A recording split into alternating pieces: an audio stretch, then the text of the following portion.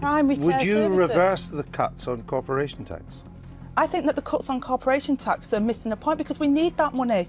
We need So that money you at the moment. would you We need reverse that. it? Hold on. Inheritance tax. Would you reverse them?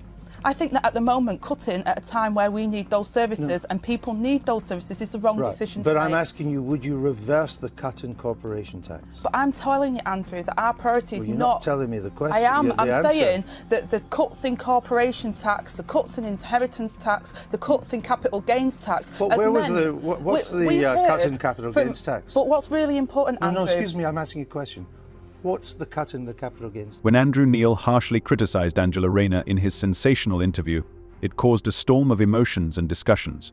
People didn't just talk about difficult issues, but also about how she seemed unable to handle them. This moment has once again become a hot topic, raising troubling questions about her professional competence. Neil wasn't going to let Rayner go without answers.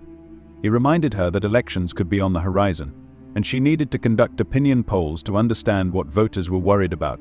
He persistently focused on Labour's policies, especially on such critical issues as reducing inheritance tax and corporate tax.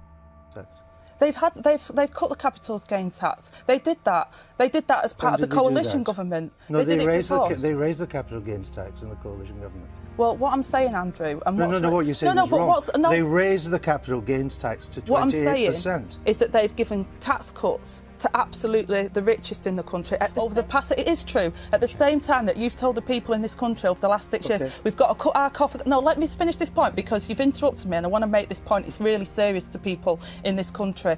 What would the capital gains tax be under a Labour government and how much would that raise compared to now? But I've told you, Andrew, what our priority is. It's about how we invest in our public services. No, I'm asking you how you would raise the money. How much money would you recoup? But instead of giving clear and confident answers, Rayner dodged questions, stammered and got confused in her words, leaving viewers perplexed. Why is this so important? It's simple. Tax policy is not just numbers. It's the fate of people.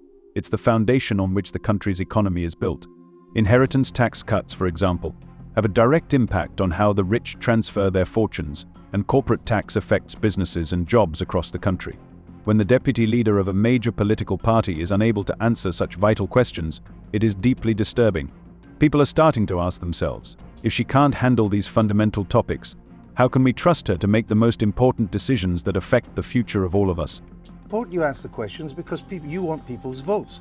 How much extra money would you raise by changing the current corporation tax and capital gains tax structures? But Andrew, we've talked about in absolute detail about the current tax system, and we said actually that the money services now crippling our NHS. So you would be able to give them more money by changing the corporation tax and changing the capital gains tax to raise more money. You don't cut taxes when you need that money to help. You should be investing. You don't know, do you? You should be investing you just in those don't know, services. Do you? No, Andrew, I'm talking about investment with the money we've currently got. At the moment, the government are not investing that money in our communities, in our areas where it's required. They're spending, they're cutting tax for those the richest, and they're spending money in the wrong places. I'll give you... The interview instantly became a hot topic of discussion, and many began to seriously doubt Angela Rayner's ability to take such an important position.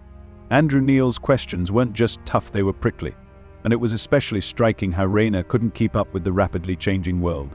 This was not an isolated incident, but an alarming pattern that made many people wonder, why does Keir Starmer continue to support her? This episode not only demonstrated how difficult it is for Rayner to deal with difficult issues, but also revealed a deeper problem: her misunderstanding of key aspects of Labour's policies. Angela Rayner found herself in an extremely awkward position again when she made a bold but completely wrong statement about the recent reduction in capital gains tax. The problem was that this statement was simply false. During several interviews, she repeatedly claimed that the Conservative government had lowered the capital gains tax rate. This statement was so far from reality that it caused a storm of indignation among experts, who were not slow to refute it.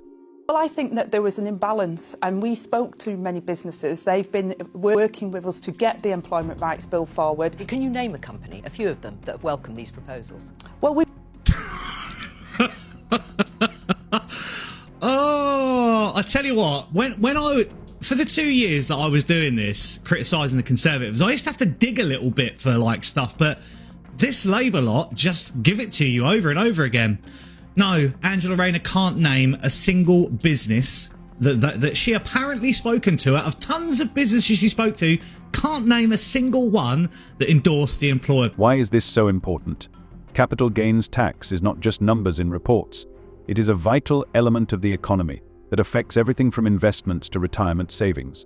If Angela Rayner failed to correctly state even the basic facts on such a critically important issue, it raises deep doubts about her ability to cope with the financial challenges of the government. It wasn't just a minor mistake, it was a serious blunder that exposed her in an unfavorable light, as ignorant and unprepared. The reaction was immediate. Journalists, political analysts, and even members of her own party began openly questioning her understanding of the fundamentals of economic policy. Rayner's credibility was shaken, and people began to wonder if she even knew anything about Labour's financial plans. After all, if she doesn't understand capital gains tax, how can you trust her on broader tax policy issues? Rayner's mistake was not just a slip of the tongue, it was a wake-up call that made many think about her future in politics. But Rayner's problems didn't end there. She has also faced harsh criticism for her housing proposal. She promised to build 1.5 million homes to solve the housing crisis in the UK, and this figure looked impressive at first glance.